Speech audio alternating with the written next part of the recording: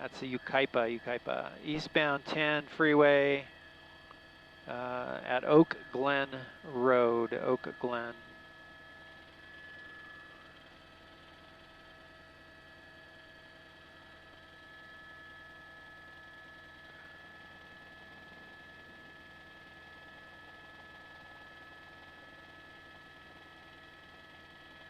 A wider shot for you as the driver continues eastbound on 10. The CHP not going anywhere. You've seen a lot of debris being kicked up by those rims. Let's check on those rims right now and see how low they go, because they just continue to grind away at the freeway. We believe this is a Durango SUV. Rear tires seem to be intact. The front tires gone on the rims. And a driver unbelievably being able to maintain the higher speeds despite not having tires on the front. Oh, and now we're starting to see some flames. There goes part of the rim. I think the rim's giving it up. A lot of sparks coming off now. That front, look at that, just chewing away. It is now on the axle, I think. Let me open up. Yep, the rim is gone. Now he's going to look at that steering. He's trying to steer it. He's really on the rotors on that front axle. Not much longer on this pursuit. This driver's just grinding away on that front end. He's determined to get away, and he's going to hit the center divider. Oh, he almost hit it there. Trying to do what he can to steer the vehicle. We might see a pit maneuver. Here he comes away from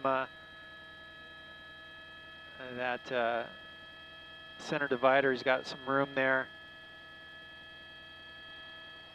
Eastbound 10 freeway approaching Calamasa Boulevard. Sparks now being seen from that front end.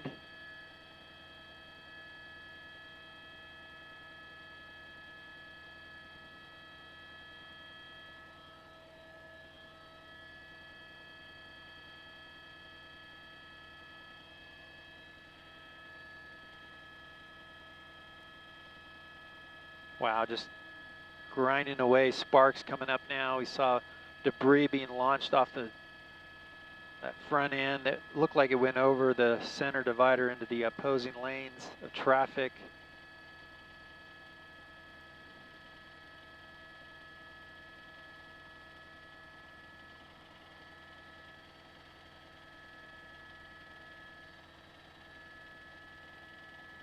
A lot of sparks coming off the front. Look, it's all underneath the car.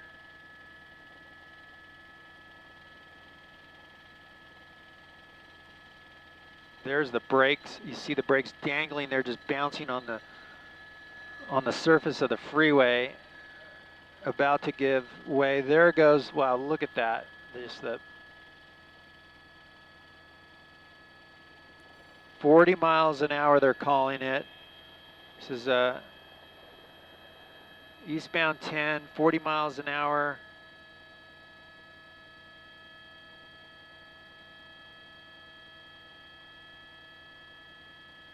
The brake caliper dangling, might have already let loose the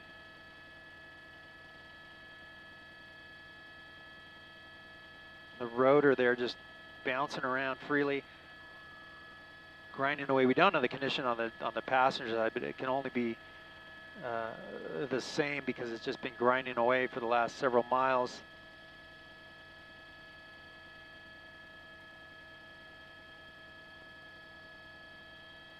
Even a tighter shot there will open up the lens a little bit so you can see how that just, I mean, he's got to be riding on the body of the car itself.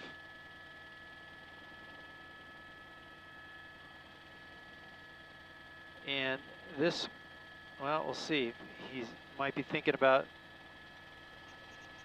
giving it up, but he's at a speed now where they could do, they're at a speed now that he can, they could probably do that pit maneuver, but I think at this point they're going to just let the driver just drive this until he stops. It might not be worth the pit maneuver. We'll see, although there's no reason not to do it other than you know, risking the officers there. But you see more parts coming off the passenger side, and he's really struggling now. He might hit the center divider here. Yep, he's going right at it, trying to brake, and he's going to come to a stop right here. Chris, get ready. No, let's stay right where we're at if we can. He might jump out and try to run across the freeway. We'll see. Right up against it. That's it. Let's hold here, Chris, if you can. And well, the driver's staying inside. The vehicle coming to rest right along the 10 freeway at Cherry. Let's see here. This is 10 Cherry Valley, exit 90.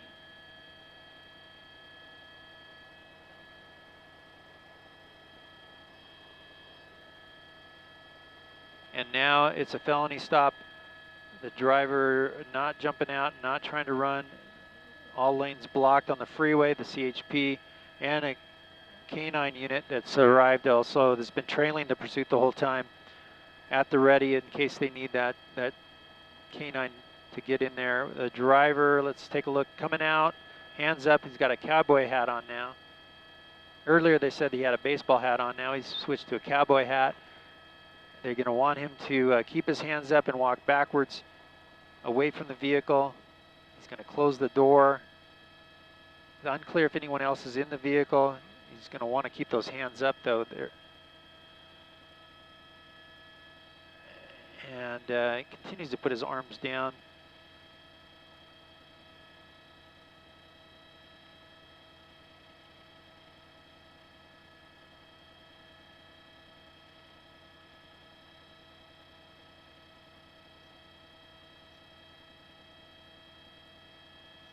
There he goes, walking backwards, starting to comply now with the officer's demands.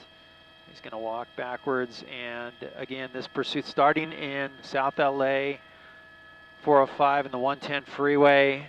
Wanted for speed. They tried to pull him over. The CHP did. The driver refused to pull over. It was failure to yield at that point.